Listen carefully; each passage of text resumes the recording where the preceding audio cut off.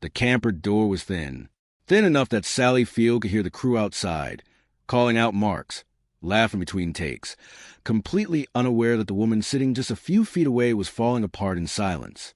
She had just learned her father was gone, and in 20 minutes, she was supposed to walk onto a courtroom set and perform grief for a camera, while bury her own. She didn't cry. She didn't say a word. She sat there doing what she had spent decades training herself to do. Hold it together, be professional, be the actress everyone expected her to be.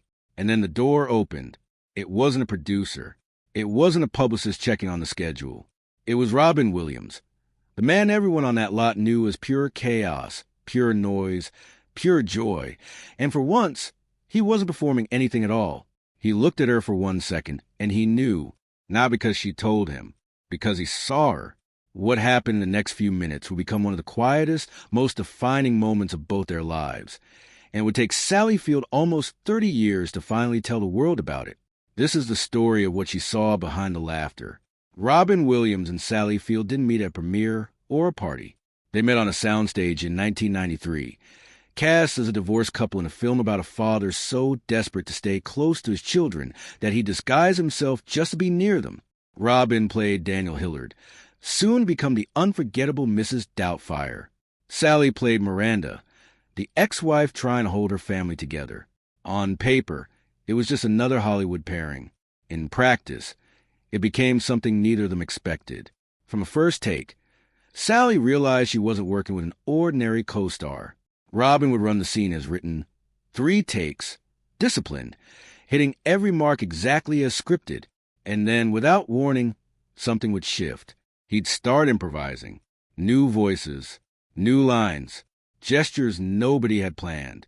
The air on set would change instantly, crackling with a kind of electricity that made everyone lean in, unsure of what was coming next.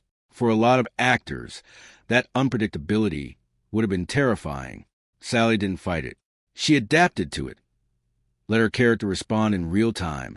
Let the surprise show up honestly on her face instead of being buried under rehearsed composure. It made her performance sharper, more alive. She wasn't chasing his energy. She was grounding it. And in that contrast, something rare started to form between them. Not just professional respect, but the beginning of a real friendship. Behind the camera, director Chris Columbus had to adjust to Robin's rhythm too, eventually running multiple cameras at once just to make sure nothing of Robin's improvisation slipped past unrecorded. But what struck Sally wasn't just the brilliance of it. It was the intention behind it. Robin wasn't improvising to steal the scene or show off. He was chasing something honest, a moment so true it couldn't have been written in advance. He cared deeply about getting the story right.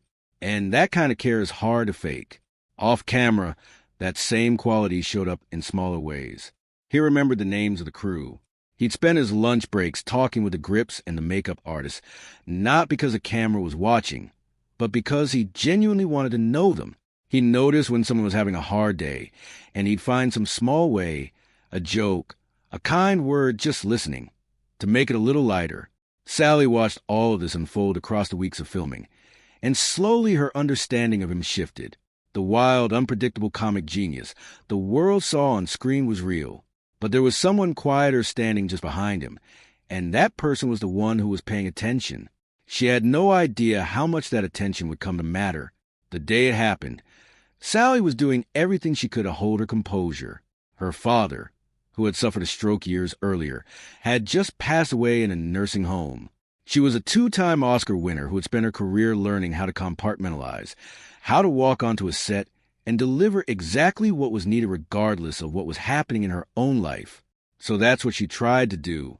She positioned herself in the camper near the mock courtroom, focused on her character, and told herself she could get through the day. She didn't cry. She didn't tell anyone. She just tried, with everything she had, to be the professional she'd always been. But Robin noticed.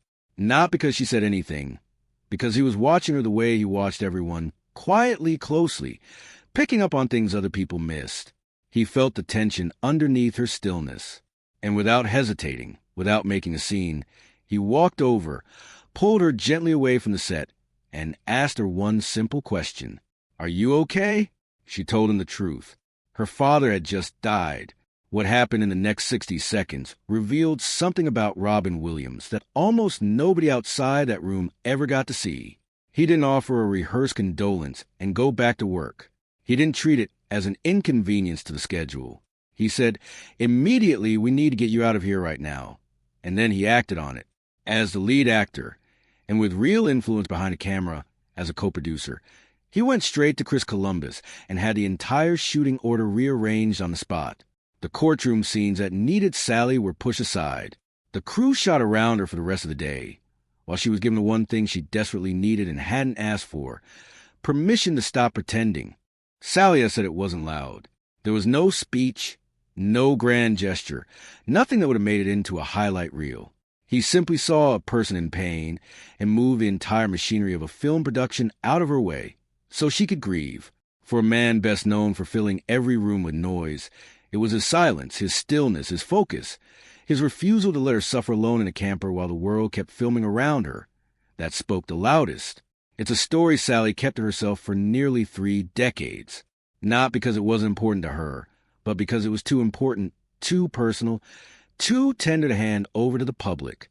When she finally did share it, she wasn't looking for sympathy. She was trying to preserve something true about a man most people only knew through his loudest moments. Because behind the improvisation, behind the voices and the characters and the frantic brilliance, was someone who could read a room better than almost anyone alive. Someone who noticed pain before it was spoken and moved to meet it without waiting to be asked. That instinct wasn't reserved for Sally alone.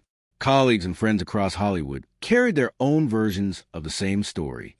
When Christopher Reeve was left paralyzed after his accident, it was Robin who showed up at the hospital disguised as a Russian doctor, barreling into a room in a ridiculous accent, insisting he was there to perform an emergency procedure. It was the first time Reeve laughed since the accident. And it wasn't really a joke. It was Robin telling his friend, in the only language he knew how to speak fluently, "You're still here, you're still you." That was the gift Robin Williams carried everywhere he went, the ability to sense what someone needed and give it to them without fanfare. He co-founded a charity that raised millions to support the homeless. He gave quietly to veterans, to literacy programs, to causes most people never knew he was involved in. He built a career on being the loudest person in the room, and somehow used that same instinct to become one of the most attentive. And that is exactly what makes what came next so devastating. Because the man who could sense everyone else's pain apparently could not see his own clearly, and neither could the doctors trying to help him. In early 2014, his career had stalled. A television show he'd hoped would reconnect him with audiences had been canceled after a single season. He was adjusting to a new marriage while still carrying the weight of a difficult divorce. And then that May, he was diagnosed with Parkinson's disease, a diagnosis that struck at the very core of who he was, threatening the quickness of mind and body that had defined his entire life. But the Parkinson's diagnosis wasn't the whole truth. It wasn't even close. An autopsy after his death revealed that Robin had actually been suffering from Lewy body dementia, a brutal, poorly understood brain disorder capable of triggering severe depression, paranoia, confusion, and hallucinations, often without warning, often invisible to people trying hardest to help. His wife, Susan Schneider, would later describe it as a terrorist inside my husband's brain, because that's exactly what it was. Unpredictable, merciless, undetectable, until it was far too late. The man who once read a room from across a crowded soundstage was now trapped inside one he couldn't understand himself. He kept smiling in public. He kept working, kept trying, kept reaching for the version of himself everyone still needed him to be.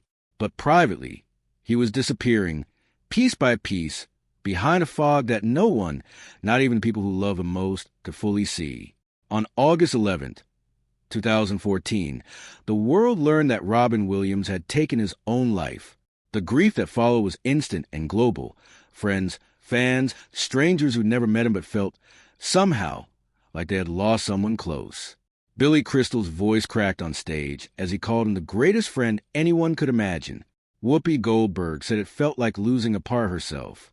Even a former president stopped to call him one of a kind, someone who had touched, in his words, every element of the human spirit. But for Sally Field, the loss carried a particular private ache. She had seen him do for her exactly what no one had been able to do for him. Notice the pain hiding behind performance, and act before it was too late. He should be growing old like me, she said years later, and in that single sentence lives a whole tragedy of it. A man who spent his life reading everyone else's grief, gone before anyone could read his own. What Sally Field carries with her isn't just a memory of a brilliant comedian.